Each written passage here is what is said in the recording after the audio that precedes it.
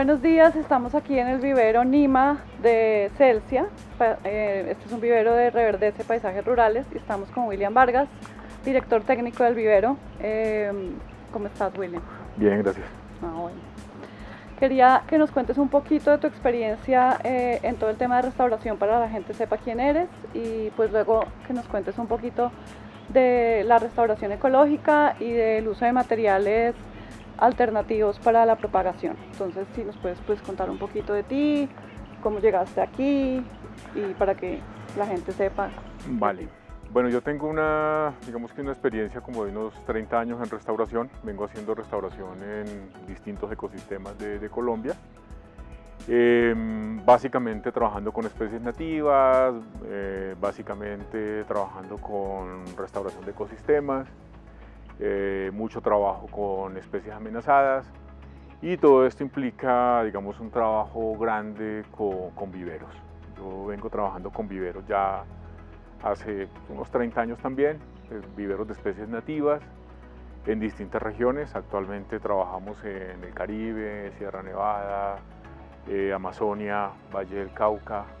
Estamos implementando en este momento algunos trabajos en páramo, también relacionados con restauración y obviamente pues con la propagación. Para nosotros es muy importante el tema de los viveros porque digamos que dentro de toda la dinámica de la restauración ecológica, pues los viveros son la base de todo el proceso. Porque yo puedo, digamos, producir las cantidades de plantas que necesito, la diversidad que yo necesito y pues la calidad que yo necesito también para los procesos. Entonces, digamos que los viveros se vuelven como el eje central de todo esto. Igual que acá, igual que aquí, digamos, el vivero produce todas las plantas que el programa Reverdece necesita para el Valle del Cauca, no solamente para bosques secos, sino para bosques inundables. Hacemos germinación para páramos también aquí, a pesar de que estamos a 900, 800 metros sobre el nivel del mar. Eso nos permite acelerar procesos de germinación, pero digamos que paralelo a todo el tema de viveros, de propagación, hay un proceso de investigación que es continuo. O sea, los viveros son cambiantes, los medios son cambiantes, las plantas son cambiantes, por lo tanto también, digamos, el proceso de restauración tiene que irse adaptando a lo que cada etapa de la restauración necesita, ¿cierto? Pero también tiene que irse adaptando el vivero a cada zona de restauración en la cual nosotros estamos trabajando, porque las especies no son las mismas en todos los ecosistemas, como tampoco son las mismas en las distintas altitudes sobre el nivel del mar. Entonces el vivero finalmente se vuelve como un escenario en donde no solamente aprendemos nosotros, sino que también tratamos de adaptar especies, de entender las especies, y eso significa no solo cómo la germino, sino también cómo la hago que crezca mejor, ¿cierto? Que es, digamos, la parte interesante de los medios de crecimiento o de los sustratos, cómo logramos la mayor eficiencia de una planta para que llegue a campo en las mejores condiciones posibles, ¿cierto? Y que los resultados de la restauración pues sean obviamente mucho mejores. De acuerdo. Antes de entrar un poquito más en esa parte más técnica, para las personas que no conocen mucho, ¿qué podemos decir que es la restauración ecológica? ¿Cómo definirías tú la restauración ecológica? Bueno, como yo la entiendo y como yo trato de hacerla entender, es que la restauración ecológica es un mecanismo, es un proceso a través del cual yo busco recuperar la capacidad productiva del suelo. O sea, para mí no es tan importante el cubrimiento de plantas si yo no estoy logrando que el suelo se recupere. Si yo logro que el suelo se recupere, que el suelo se vuelva productivo, que el suelo se dinamice desde su dinámica microbiológica, que se dinamicen los procesos orgánicos, que se dinamicen los procesos de la materia orgánica, de retención de humedad. Si yo logro eso, yo puedo decir que estoy restaurando. Pero yo puedo tener una cantidad de árboles dispersos, sembrados, lindísimos, pero si no está pasando nada en el suelo, pues yo no estoy restaurando. Porque de ahí ya viene todo el tema de los nuevos árboles, de las poblaciones animales. Claro, si yo recupero el suelo, ese suelo es capaz de brindar las condiciones para que las especies se puedan establecer. Entonces yo con eso estoy disminuyendo, por ejemplo, mi esfuerzo. Yo no tengo que estar cada 6 meses poniéndole un fertilizante a una planta, porque yo lo que primero hice fue recuperar el suelo. Y entonces los procesos empiezan a andar por sí solos de ahí en adelante. ¿Hay distintos tipos de restauración ecológica? Sí, hay distintos, digamos, modelos. Nosotros podemos hablar de restauración ecológica, podemos hablar de recuperación, podemos hablar, digamos, como a distintas escalas, dependiendo del esfuerzo que yo tengo que hacer, ¿cierto? Hay categorías, digamos, mucho más exigentes, donde yo tengo que recuperar el suelo, donde yo tengo que casi construir el suelo para que vuelva a haber una cobertura, ¿cierto? Una cárcava, un área muy erosionada, entonces yo ahí ya estoy hablando de una recuperación mucho más fuerte. Pero también hay zonas, digamos, en donde mi esfuerzo es mucho menor, donde yo, digamos, en el momento en que voy al sitio y decido qué hacer, pues digamos que evalúo lo que hay en el ambiente, evalúo lo que hay en el sitio y puedo, con base en unos pocos elementos, hacer una recuperación, ¿cierto? A bajo costo, con un esfuerzo mucho menor, pero digamos en situaciones distintas el esfuerzo puede ser mucho más grande, ¿cierto? Hay sitios que pueden tardar muchísimos años en recuperarse, donde yo casi que tengo que recrear las condiciones que hubo en el sitio desde cero, como una zona minera, por ejemplo. Okay. ¿Y qué, digamos, qué especies o qué estrategias se utilizan para recuperar el suelo antes que el resto bueno, del proceso? Es generar, digamos, la condición para que especies de rápido crecimiento, de alta producción de biomasa se puedan establecer y empiecen a cambiar las dinámicas, ¿cierto? Por eso, digamos, nosotros trabajamos en un modelo de restauración que usa más o menos densidades por encima de las 3.000 plantas por hectárea, 3.000, 4.000, 5.000 plantas por hectárea, que digamos que para algunos puede ser escandaloso, 5.000 plantas por hectárea, que es todo eso, pero realmente no es mucho. O sea, si 5.000 plantas por hectárea, eso es que cada 2 metros cuadrados hay una planta. O sea, realmente no es mucha la cercanía entre los individuos. Eso significa entonces que buena parte de esas plantas que se utilizan en altas densidades son productoras de materia orgánica. Son plantas de muy rápido crecimiento, cuyo papel es producir materia orgánica que caiga rápidamente al suelo, se descomponga, retenga humedad, mejore la biota, mejore las características físicas y químicas del suelo y las otras especies con mayores requerimientos puedan establecerse. Las sembramos específicamente para eso. O sea, su función es acondicionar el sitio. ¿Qué ejemplos de especies de esas? Por ejemplo, los arbolocos. Los arbolocos son una especie, por aquí tengo algunas. Esta, por ejemplo. Este es un arboloco. Y esta es una planta que tiene 3 semanas de trasplantada en el pellet. Y 3 semanas, al cabo de 2 semanas seguramente va a estar ya casi 1 metro de altura. Y ahí tú ya la vas a llevar al campo. Y ya se va a campo, ¿cierto? Yo creo que ya dentro de 1 semana larguita ya saldrán a tomar un poco más de luz para que se endurezcan un poco, una fase de endurecimiento, porque si yo siembro esta planta en el campo, pues no va a llegar al campo.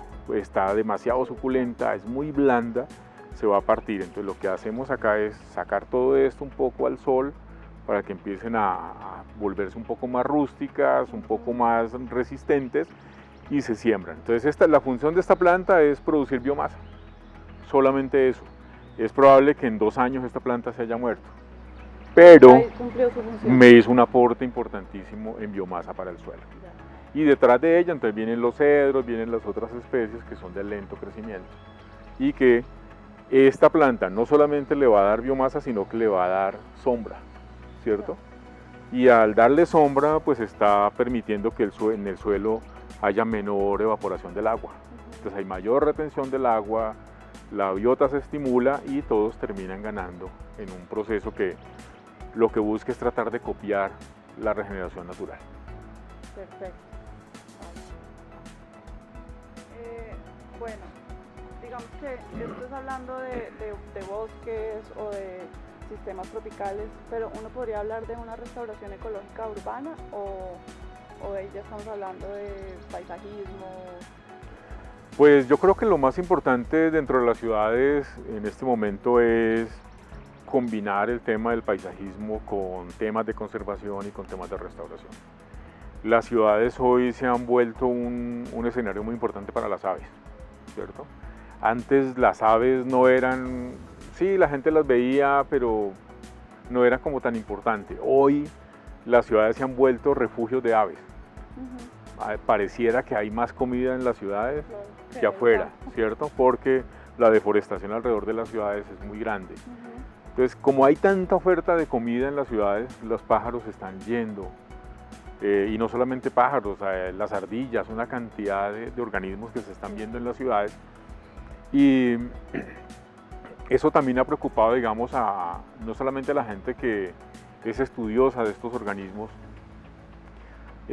sino también a la gente que hace conservación, pero también a la gente que hace paisajismo. Entonces, ¿cómo combinamos esa parte de paisajismo con la conservación de la biodiversidad dentro de las ciudades? ¿Cómo lo hacemos? Pues generando corredores, ¿cierto? Generando corredores a través de los cuales los organismos se puedan mover. Hoy, por ejemplo, están de moda las chuchas. Las chuchas están por todas las ciudades, todo el mundo habla de chuchas por todas partes. Antes no se veían. Sí. Hoy la gente las tiene en las casas, bajan a comerse el concentrado de los perros, a comerse el concentrado de los gatos, la gente les pone fruta, la gente las está criando en la ciudad y eso, digamos que es un tema nuevo. Pero también lo hemos relacionado, por ejemplo, las chuchas son unos depredadores impresionantes de caracol africano. Entonces las chuchas están comiendo al caracol africano y están, digamos, de alguna manera generando un beneficio importante. Pero tenemos que ponerles más comida. O sea, las chuchas y los pájaros no pueden depender de si Pilar les pone comida o no les pone. Entonces tenemos que diversificar la arborización urbana, empezar a meter nuevas fuentes, no solamente flores. Sí, las flores son muy bonitas, pero las flores le dan comida solamente a ciertos grupos. Tenemos que empezar a poner especies que también le den comida a los animales para que pues, puedan sostenerse allí. Vale, interesante. ¿Qué podemos hacer, digamos que desde lo personal o empresarial, las personas del común para aportar a la restauración ecológica? Bueno, ¿qué podemos hacer? Yo creo que eso implica cambiar algunas cosas que nosotros usualmente hacemos, menos basura, el tema de la basura es importante, menos plásticos, pero también apoyar, yo creo que hay que apoyar iniciativas de siembras de árboles. Si estamos sembrando árboles en el barrio, pues hagámoslo, ¿cierto? Si hay la posibilidad de apoyar iniciativas de restauración por fuera de las ciudades, en alguna cuenca, pues hay que hacerlo, hay que gastar menos agua. Entonces todas esas, digamos, estrategias que nos han ido vendiendo en los últimos años, todo aplica, porque pues la restauración no es solamente sembrar plantas. Yo puedo hacer restauración si estoy previniendo impactos, ¿cierto? Cuando yo estoy gastando menos agua, cuando estoy desperdiciando menos agua, cuando estoy contaminando menos el agua que tiro por la cañería, cuando dejo de tirar el aceite de la cocina por el sifón, pues estoy conservando y también estoy haciendo que los ecosistemas se recuperen más rápidamente y más eficientemente. ¿Cuánto tarda un ecosistema en restaurarse? Me imagino que depende, pero más o menos lo que tú has visto en Colombia. Pues digamos que esas cifras son difíciles de tener, pero son cientos de años. O sea, tú siembras unos árboles y apenas estás armando un esqueleto. Y sí, tan chévere, tan bonito que va mi restauración, pero pues apenas estamos dando pasos pequeñitos. De ahí a que vuelva a ser como era originalmente, pueden pasar cientos de años. Todo depende si las especies originales están cerca o qué tan bien me quede a mí hecho el trabajo de restauración. Y qué tan resiliente, digamos, es el sitio también a ser restaurado. Porque si ha sido tan fuertemente deteriorado, que es muy difícil que el sistema vuelva a ser más o menos a como era, pues seguramente va a tardar mucho más tiempo. Vale, ahorita hablemos un poco más del medio y del sustrato, que es uno de los temas pues, que nos trae hoy aquí. ¿Qué diferencias has encontrado tú en los distintos sustratos que has trabajado a lo largo pues, de tu experiencia? ¿Y por qué en algunas especies funcionan algunos sustratos y en otras no? Vale, bueno, el tema de los sustratos, digamos, el sustrato es muy importante para la planta porque finalmente es el que le va a dar la capacidad para que el sistema radicular se desarrolle, que yo pueda tener un sistema radicular fuerte para que cuando trasplante la planta al sitio definitivo, pues la planta siga, ¿cierto? No se trata de que yo la llevo y tiene que esperar 6 meses a que se adapte, no, lo ideal, pues cuando nosotros llevamos una planta de estas al campo, es que casi que ni se dé cuenta, ¿cierto? Entonces, por ejemplo, una norma que tenemos nosotros dentro de la restauración es que solamente sembramos cuando está lloviendo. Entonces yo garantizo que estas raíces que están aquí, ¿cierto?, no se van a perder. Yo garantizo que todo este potencial que tiene aquí adentro, no solamente de raíces, sino de microorganismos, pues va a llegar y va a interactuar rápidamente con el ecosistema, ¿cierto? Y no va a haber ahí como un periodo de adaptación en el cual la planta empieza a amarillarse y entonces yo empiezo a cruzar los dedos para que no se muera y de pronto por allá, al cabo de varios meses, la plantica empieza a emitir hojas. No, lo ideal es que esta planta, así como se va, así quede allá, así que ese choque yo lo disminuya al máximo. Entonces ahí el sustrato es muy importante, ¿cierto? Que sea un sustrato que me le esté dando a la planta la capacidad para formar raíces, pero que también me le esté dando alimento a esa raíz, y que la planta vaya al campo con una reserva, ¿cierto? Porque para que esta matica arranque y estas raíces se salgan del pellet o de la bolsa o de lo que sea y empiecen a colonizar el medio externo, necesito una carga de energía. Y esa energía me la tiene que dar el sustrato y me la da las condiciones que tenga la planta cuando yo la llevo. Entonces por eso es tan importante ese tema de los sustratos. Nosotros hemos venido trabajando fuerte, digamos, en cuáles son los mejores sustratos para cada caso, para cada tipo de especie, entendiendo que no todas las plantas funcionan de la misma manera y que no todas las plantas responden de manera igual al mismo sustrato, ¿cierto? Entonces, digamos, nuestro trabajo en los últimos años ha sido evaluar y trabajar diversificando un poco ese tema. El tema de las bolsas es un medio muy bueno, digamos que es una buena fuente de microorganismos cuando uno tiene suelos malos allá afuera y uno está llevando una buena carga biológica desde acá, es genial. Pero pues también tiene sus problemas, ¿no? El peso, la contaminación por plásticos, es un poco dispendioso, y lo hemos ido combinando con los pellets de Jiffy y lo hemos ido combinando también con espumas fenólicas. ¿Qué ha sido chévere, digamos, de todo esto? Que el proceso nos ha enseñado a nosotros a entender que lo que les decía ahora, que no todas las especies o que las especies no se adaptan de igual manera a todos los sustratos y que hay sustratos que le favorecen más a ciertas especies. Por ejemplo, especies que son de largo tiempo en el vivero, lo mejor es tenerlas en bolsa, porque eso me garantiza que yo las puedo tener 2 años, año y medio allá afuera sin ningún problema, mientras la planta crece y logro los 80, 100 centímetros para llevarla al campo. Como también que hay especies que crecen tan rápido que yo simplemente necesito dónde ponerlas para que desarrollen raíces y les doy la comida, como por ejemplo la espuma. Entonces tenemos especies pioneras muy rápidas creciendo en espuma. Todos los días le ponemos el alimento y las plantas crecen muy robustas. Como también hemos logrado identificar que en los Jiffys hay un número especial de especies, un número grande de especies, que se adaptan muy bien, pero hay otras que no se adaptan. Entonces digamos que en el tema de las especies nativas, lo que nosotros tenemos que entender es que no todas funcionan igual, ¿cierto? Que todas vienen de historias evolutivas diferentes y que nosotros no podemos desconocer esas historias evolutivas. Que hay especies que definitivamente no funcionan bien en bolsa, las hay.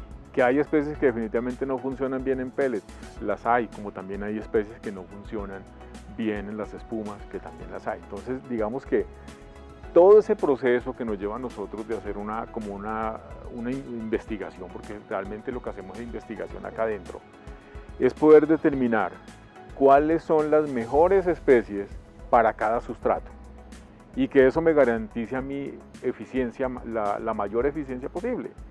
Que yo sepa que estos cedros los pongo en pellet y en 2 meses ya están de la altura que yo necesito. Hemos obviamente ido aprendiendo con ensayo-error. Claro.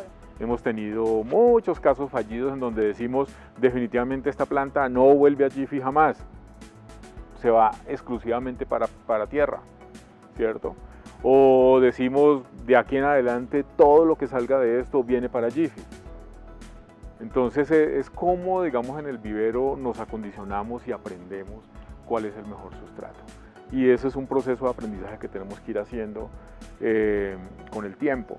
¿Qué es lo ideal? Que yo pueda tener distintos sustratos para complementar, ¿cierto? No podríamos trabajar exclusivamente, trabajar las nativas exclusivamente en pellet, no funciona. Trabajar las nativas exclusivamente en bolsa, supuestamente ha funcionado, pero cuando encontramos otros medios alternativos nos hemos dado cuenta que hay cosas que crecen mejor en pellet que en bolsa, entonces nos pasamos. Entonces yo creo que es cómo complementamos bolsa con pellet, con espuma o con cualquier otro medio para que podamos identificar grupos de especies que se desarrollan mejor en cada uno y el proceso del vivero empiece a andar. Esto toma su tiempo, obviamente, toma su tiempo. Sin embargo, yo creo que las experiencias de unos pues tienen que ser el arranque para otros, ¿no? O sea, no se trata que todo el mundo empiece de cero cuando ya hay un camino recorrido por otros y podemos digamos, hacernos a esa información a partir de, pues, la información hay que compartirla. En lo que tú has visto, por ejemplo, en las especies que han funcionado con los Jiffy Pellets, ¿has visto alguna mejora en las tasas de supervivencia en campo o ha sido más un tema de vivero? O sea, ¿cuál ha sido como la evaluación? El tema de vivero es determinante, Pilar. O sea, si las plantas que salen de aquí no están lo suficientemente bien formadas, con seguridad no van a sobrevivir. Si las plantas que llevemos de aquí así estén lo más hermosas posibles, las vamos a sembrar en verano, pues la cosa no funciona. Entonces es como una combinación de cosas, ¿cierto? Una combinación de elementos allí que nos van a brindar a nosotros la mejor supervivencia de cada especie. Ahora, una cosa que es importante también es que cada sustrato se adapta también mejor a ciertas condiciones allá afuera. Entonces yo no me puedo llevar pellet o espumas, por ejemplo, a ambientes rocosos, ambientes donde no hay suelo, en donde tengo que empezar de cero y que yo sé que a las 3 de la tarde, si la plantica no tiene que le retenga humedad, pues ya empieza a perder, ¿cierto? Entonces digamos que ese es otro aprendizaje importante. Si yo busco la supervivencia de la planta, pues también tengo que saber cuál es el sustrato que me evoluciona mejor bajo cada condición, ¿cierto? En suelos que son húmedos, en suelos profundos, en suelos cercanos a humedad, los pellets son geniales, las espumas son geniales, pero en zonas demasiado pendientes, con suelos muy erosionados, muy secos, pues las condiciones son más propicias para la bolsa. Dentro de esas especies más difíciles de propagar, ya sea porque es más difícil enraizarlas o porque es más difícil su supervivencia en campo, ¿cuáles de las que has propagada en pellets han funcionado mejor, hablando específicamente de específicamente. Entonces nosotros tenemos, digamos que hablando de especies, podemos hablar como de dos niveles que estamos trabajando por ahora. ¿Cierto? Estamos trabajando este pellet mediano con especies, digamos, que llamamos pioneras intermedias y con algunas especies de sucesión tardía. ¿Por qué nos funciona bien? Pues porque tiene bastante sustrato, nos da una buena longitud de raíces, son plantas que pueden demorarse aquí 6 meses, 8 meses, entonces este sustrato nos da la capacidad para hacerlo. Pero si nosotros tenemos especies que crecen muy rápido, como esta por ejemplo, que a los 2 meses de haberla puesto en el pellet ya está lista para llevar al campo o hasta menos, pues necesitamos un pellet mucho más pequeño, ¿cierto? Porque sabemos que bajo esta condición ella va a funcionar muy bien. Es una especie que no es muy exigente, ¿cierto? Como en la calidad del sustrato en términos nutritivos, porque yo se lo puedo poner acá mediante aplicaciones foliares. Y lo que me interesa aquí es que esto me desarrolle un sistema radicular suficiente como para que cuando yo la ponga ya ella se vaya, pero lo demás yo se lo estoy dando por vía foliar. Y funciona. Entonces digamos que para cada tipo de especie nosotros diseñamos una estrategia. Aquí tengo por ejemplo cedro. Este cedro funciona muy bien en ese tipo de pellet y casi que funciona, digamos, más rápido. De hecho funciona mucho más rápido que en la misma bolsa, ¿cierto? Las mortalidades son menores, las tasas de crecimiento son mayores. Tengo la ventaja pues del peso, ¿cierto? Claro. Que tengo un menor peso y digamos que manejar las plantas por encima del suelo también nos ayuda mucho, ¿cierto? Entonces digamos que manejar los pellets a 80 centímetros del suelo nos da muchas ventajas. Nosotros con el cedro estamos felices. Aquí tenemos por ejemplo abarco, tenemos olor, tenemos una gran cantidad de especies que se han ido, digamos, como quedando en este tipo de sustrato. En este momento digamos que hay muy poco, pero digamos hay momentos en los cuales cuando estamos en temporada de siembra, aquí puede haber 60, 70 especies diferentes en este sustrato, ¿sí? Casi que el mismo número de especies en tierra, pero especies diferentes. Yo creo que es eso, es estandarizar, ¿no? Es que todo lo tenemos en pellet, pues hay especies que se nos quedan, entonces mejor diversifiquemos y aquí ponemos una parte de lo que necesitamos, allá afuera tenemos otra y al otro lado tenemos otra parte y de esa manera digamos que nos complementamos. Hablando un poquito de eso de la estandarización, uno ve muchas veces en los procesos de restauración, de reforestación, sobre todo los que se hacen por parte del gobierno, que la idea es que quieren tener una planta que tenga X centímetros de aquí a aquí, X de aquí a acá, entonces necesitan usar una bolsa tal, pero uno ve que es como un estándar para todo el proceso. ¿Qué mensaje se podría dar respecto a eso? Pues porque viendo que tú haces cosas en un sustrato que te dura menos de 2 meses versus cosas que te duran en el sustrato 8 meses o año y medio, es un poco cómo se puede explicar que sí funciona el hacer los procesos más específicos y menos generales. Vale, lo que hay con tema de estándares de calidad de plantas para hacer restauración, pues el más importante es el de la altura, ¿cierto? A veces nos meten mucho terrorismo en el tema de las raíces. Sí. Entonces, no, es que la raíz principal no se formó bien y entonces se interrumpió y entonces este árbol se va a caer. Eso es completamente falso, ¿cierto? Si yo tengo la raíz principal y la raíz principal se corta, pues esa raíz se ramifica. De igual manera, son muy pocos los ecosistemas donde nosotros restauramos, donde tenemos 2, 3 metros de profundidad del suelo. Generalmente son 10 centímetros y ahí sigue la roca. Eso se llama restauración. Claro, y generalmente donde restauramos son sitios que los han vuelto nada porque no solamente se han intensificado mucho las acciones de las personas sobre esos suelos, sino que también los suelos son muy susceptibles a esos procesos, ¿cierto? Muchos de estos suelos de ladera, por ejemplo, o en zonas secas de ladera, nosotros restauramos casi que sobre la roca.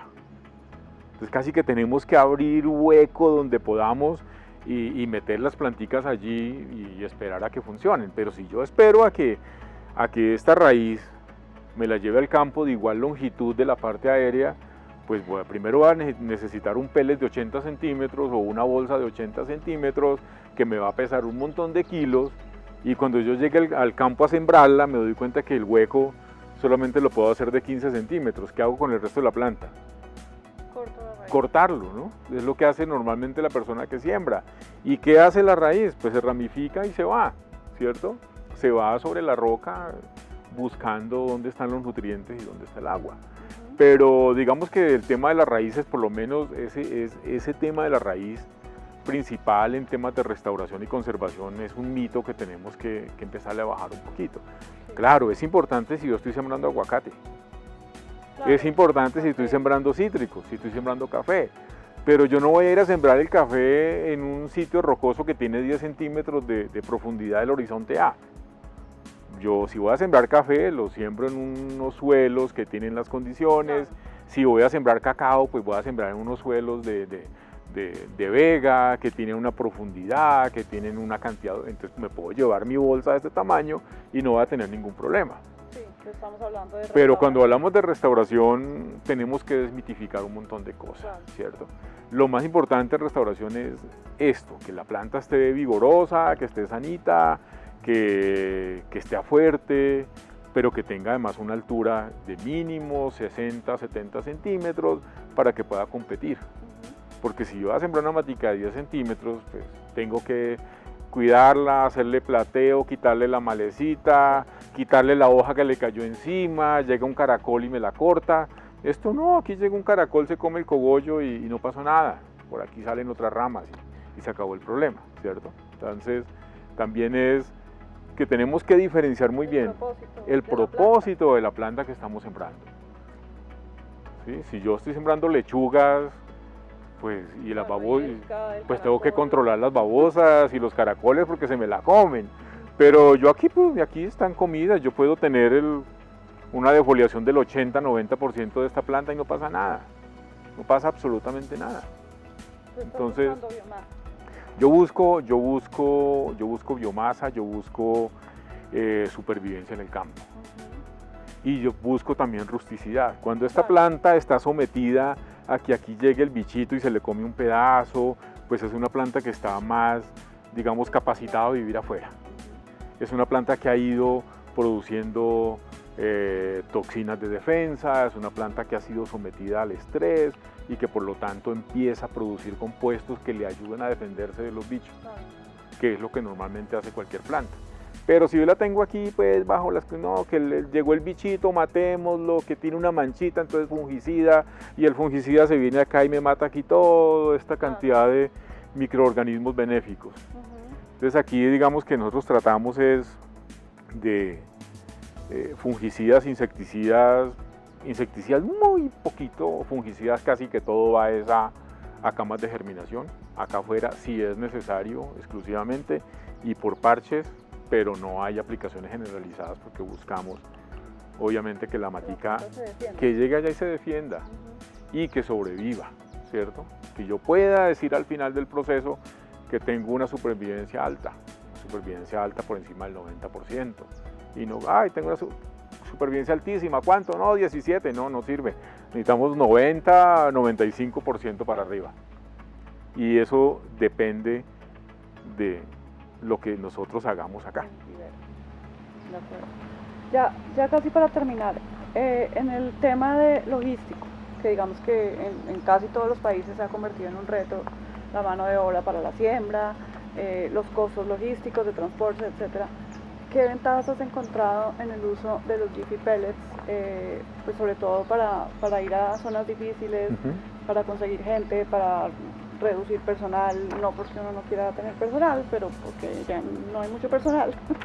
¿Qué puedes contarnos un poquito de...? Bueno, eso digamos que es mucho más práctico, ¿cierto? Nosotros antes estábamos sembrando en zonas de ladera exclusivamente con bolsa. Ahora lo que estamos haciendo es, digamos, mezclar.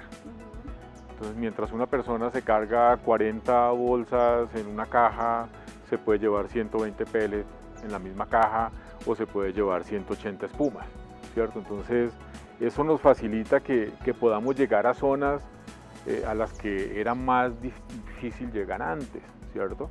Entonces, ahora lo que nosotros hacemos es las cajas, les ponemos una lona, ponemos adentro los pellets bien organizaditos, luego la persona levanta la lona, le hace un nudo, se lo pone aquí en el hombro y se va repartiendo maticas mucho más fácil de lo que lo hacíamos antes.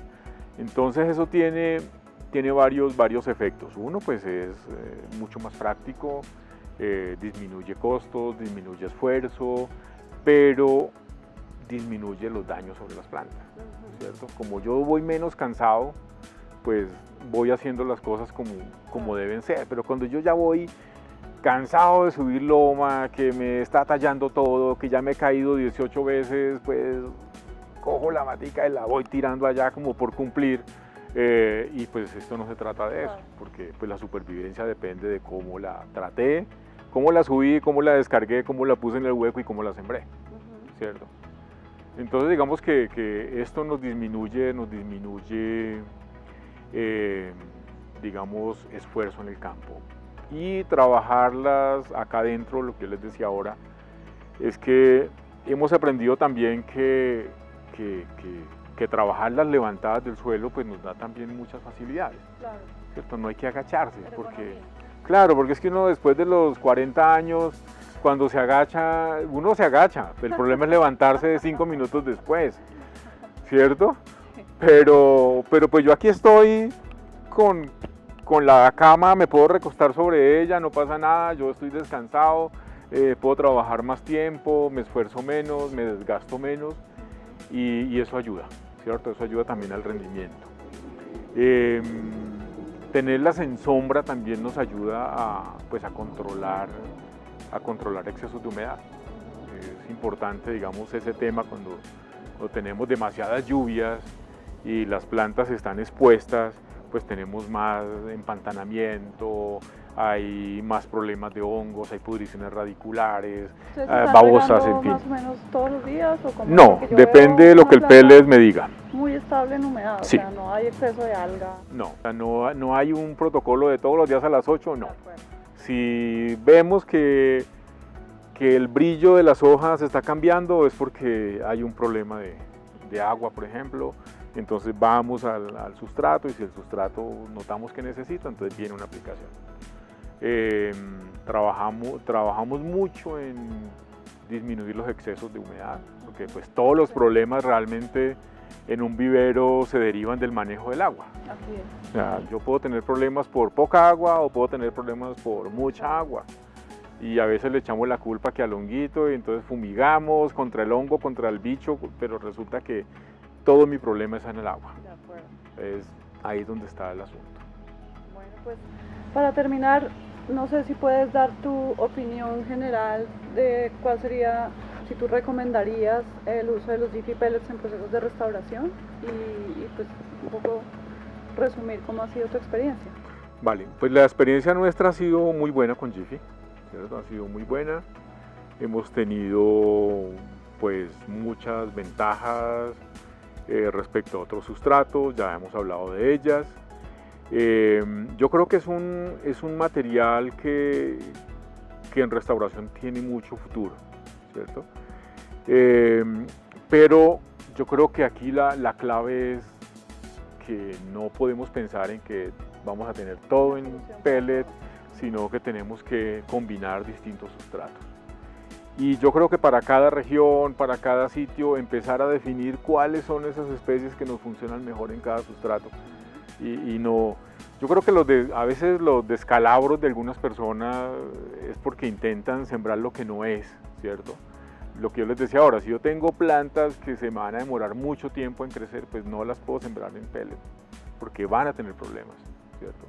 Pero si yo tengo plantas que son relativamente rápidas, relativamente, digamos, fáciles de manejar, pues este es un medio ideal para eso. Por otro lado, digamos, poder identificar cuáles son las especies que voy a poner en los distintos tamaños de los pellets.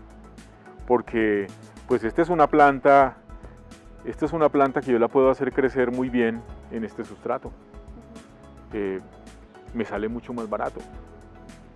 Pero si yo uso este pellet para producir esta planta, pues realmente esto no es económico. Entonces a veces hay que contrastar las velocidades de crecimiento, la capacidad de cada especie para poder saber cuál es el medio apropiado, el tamaño del pellet, así como hacemos en los viveros con bolsas. Claro. Uno sabe que unas van en chiquito, otras van en mediano, otras en grande. Aquí hay que hacer el mismo procedimiento, solo que pues tenemos un medio que es distinto. Y que esto se tiene que complementar con fertilización foliar o granulada, como uno la quiera hacer, pero que no creamos que esta bolsita me va a dar para que viva 8 meses acá, porque pues, no lo va a hacer, ni la bolsa tampoco lo haría. Vale, pues muchas gracias, William. Si tienen dudas, preguntas, no solamente estamos disponibles en Jiffy para ayudarlos en Visan, nuestro distribuidor, sino también contigo. Acudiremos a ti para las que sea, tranquila. Muchas gracias. Para los que sea.